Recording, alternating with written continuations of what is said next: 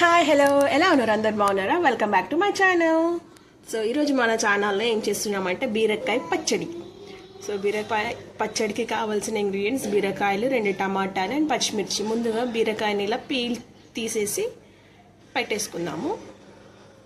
ఒక 3 బీరకాయలు తీసుకున్నాను నేనైతే, పీల్ అయితే తీసి పెట్టేసుకున్నాను.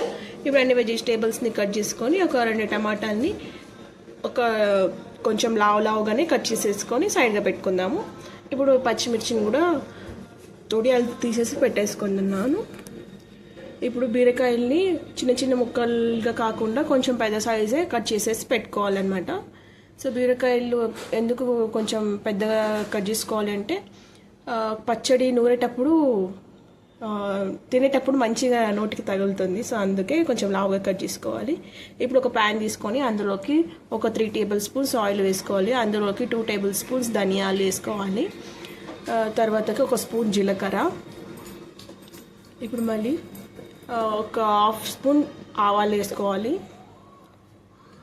ఆవాలు, జీలకర్ర అవన్నీ కొంచెం వేగిన తర్వాత అందులోకి ఒక టేబుల్ స్పూన్ నువ్వులు కూడా యాడ్ చేసేసుకొని బాగా వేయించుకోవాలి. వేయించుకున్న తర్వాత పచ్చిమిర్చిని కూడా యాడ్ చేసేసుకొని బాగా వేయించుకోవాలి. అందులోకి ముందుగానే కట్ చేసి పెట్టుకున్న టమాటో అండ్ బీరకాయని కూడా యాడ్ చేసి బాగా కలిపేసి మూత పెట్టి ఒక 10 నుంచి 15 నిమిషాలు వదిలేయాలి. అందులోకి అలానే కొంచెం చింతపండుని కూడా యాడ్ చేసుకోవాలి. బాగా కలుపుకోవాలి. అడగంటకుండా కలుపుకొని మూత పెట్టేసి ఒక 15 మినిట్స్ లో ఫ్లేమ్లో పెట్టి కుక్ చేసుకోవాలి. సగం కుక్ అయిన తర్వాత ఇప్పుడు అందులోకి సరిపడా సాల్ట్ని కూడా యాడ్ చేసేసుకున్న తర్వాత మరొకసారి మిక్స్ చేసేసి మళ్ళీ మూత పెట్టేసి మళ్ళీ ఉడికించుకోవాలి. ముక్కలు అనేవి సాఫ్ట్గా వచ్చేదాకా ఉడికించుకోవాలి.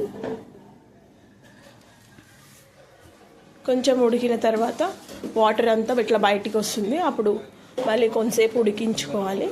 కొంచెం వాటర్ పోయేదాకా ఉడికించితే సరిపోతుంది. సో చక్కగా ఉడికిపోయింది. ఇప్పుడు దీన్ని చల్లార్చుకొని మిక్సీ పట్టేసుకుందాము. సో బీరకాయ, టమాటో, పచ్చిమిర్చి, ధనియాలు అన్నీ చల్లారిపోయాయి. ఇప్పుడు మిక్సీ జార్లోకి వేసుకొని దాన్ని మిక్సీ పట్టేసుకుందాము. స్మూత్గా కాకుండా అలా ముక్కలుగా కాకుండా మీడియంగా గ్రైండ్ చేసుకుందాము. ఇప్పుడు అందులోకి కొన్ని వెల్లుల్లిపాయలు కూడా యాడ్ చేసేసుకొని వేసేసుకుంటే రెడీ, బీరకాయ పచ్చడి రెడీ అయిపోతుంది. సో వేడి అన్నంలోకి నెయ్యి వేసేసుకొని బీరకాయ పచ్చడి వేసుకొని తింటే చాలా టేస్టీగా ఉంది. సో తప్పకుండా మీరు కూడా ట్రై చేయండి. బీరకాయ పచ్చడి చాలా అంటే చాలా బాగుంది, చాలా టేస్టీగా కూడా ఉంది. నేను టేస్ట్ చేయడం ఇదే ఫస్ట్ టైం. సో వీడియో నచ్చినట్లయితే please like, share and subscribe. Bye. Thanks for watching.